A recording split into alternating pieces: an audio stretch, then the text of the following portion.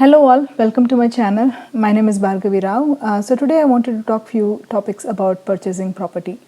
Big thing, right? Purchasing a property is not only fun, exciting, but also it is very scary a little bit, especially if your legal documents are not in place. So before you buy the property, I want to give few pointers regarding what types of properties what we have in India and what exactly it entails so that you get better understanding. So let me begin with how exactly it started with the whole A-Khata, B Khata, how did it start and what is the revenue side. So let me start beginning. So when a town or a city or village needs to be planned, it's in the hands of the administration, right? So the local administrating officers, usually BBMP and BIAPA, I'm talking in Bangalore, but you have varieties of municipalities who actually take care of the planning of that specific city. So when any town planning is done, we have to ensure that the land which is there, it has to be converted by the DC. So why is it so important? Well, DC will have a map of where exactly the roads are planned, what is coming in the future, is that land even can we sell that land, is that land used only for agricultural purposes. So he has that idea. So whenever there's a land which needs to be sold for sites, maybe commercial sites or residential sites, the DC will have to verify if that land doesn't hold any other highly important value to the nation. Just think about it.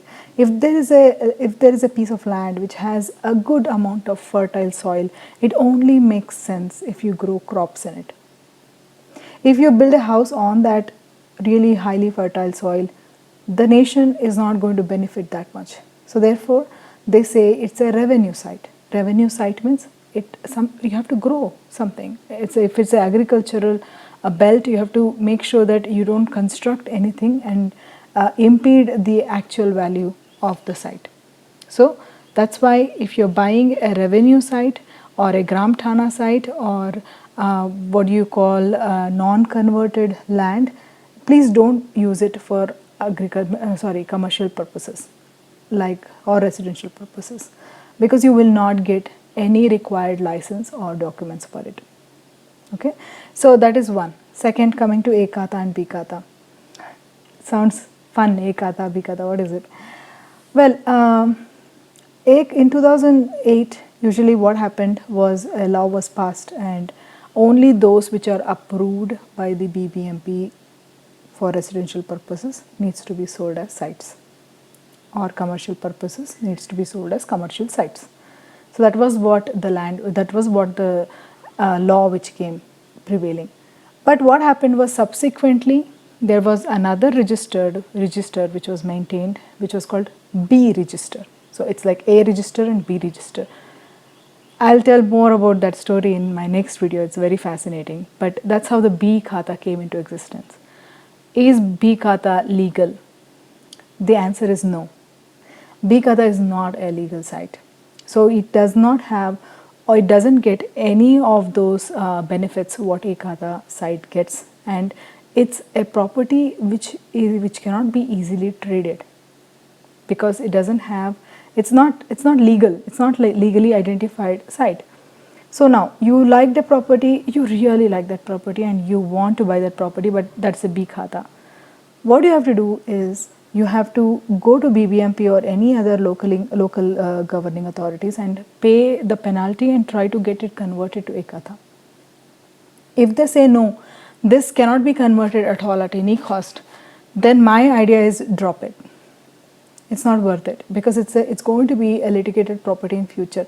Someone is going to come and file a case against you. It may be a government authority or it may be some other authority, but that site is not for residential purposes or commercial purposes. So therefore you drop that site which is in B Khata.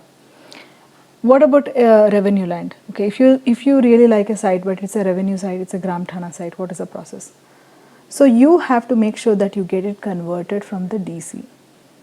Okay, it only makes sense if it's a layout or something. It only makes sense if the group of the people get it converted together, because just a single plot of land cannot be converted. right? Just think about it. If it's like 1 acre of land, just a 30-40 site will not get converted as a residential site. So it only makes sense if everything gets, if all the whole layout goes together and gets it converted. So one more important thing what I wanted to talk about is a lot of scams is going on where people sell revenue sites or Gram Thana sites saying that it's in the process of conversion. And if you say that, okay, I will buy it after conversion, they'll say, oh my God, no, the prices will be so high. So just think about it. If that involves a huge risk, because if it is still in the process of DC conversion, the DC might say no to that. He might say, no, I cannot convert this because this is a green belt site.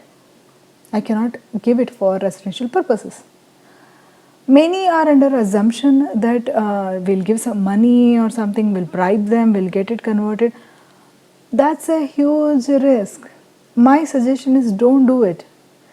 A revenue site cannot be used for residential or commercial purposes, period. That's it.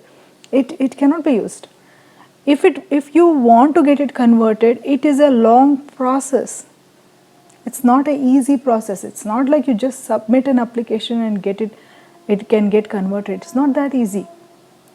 So considering all the risks and the process involved, and you want to buy a site where at least in the near future you want to construct a house, right? If you buy a plot, you want to construct a house in the future, maybe in the near future, 3 years or 4 years or 10 years. But sometimes these, if it gets into these litigations, it can drag into a very long time, and that will be a dead capital for you, because even the amount what you have invested in, if you are not going to realize it because it's a litigated property, the resale value will be hit upon. So it is not ideal. So that is that. And second, if B Khata you are interested, make sure that you get it converted first, or at least get it verified whether it is convertible or not. My suggestion is get it converted first and then you go for purchasing that.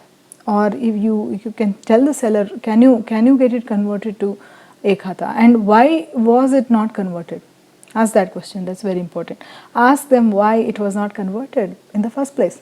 So once you do this, you ask the right questions and make the right informed decisions, 99% of the time you will not have any issues with it, because 1% of the time the issues will be usually with the documentation or the registration process. But I will make a video again in the future about like what are the pitfalls, especially with the registration and documentation, what can go wrong possibly. I'll make a video. If you're interested in those kind of videos, just send me a message down, because I just want to know who is my audience and what kind of videos they like to see. So I will see you around, and make sure that you check more of my videos. Thank you.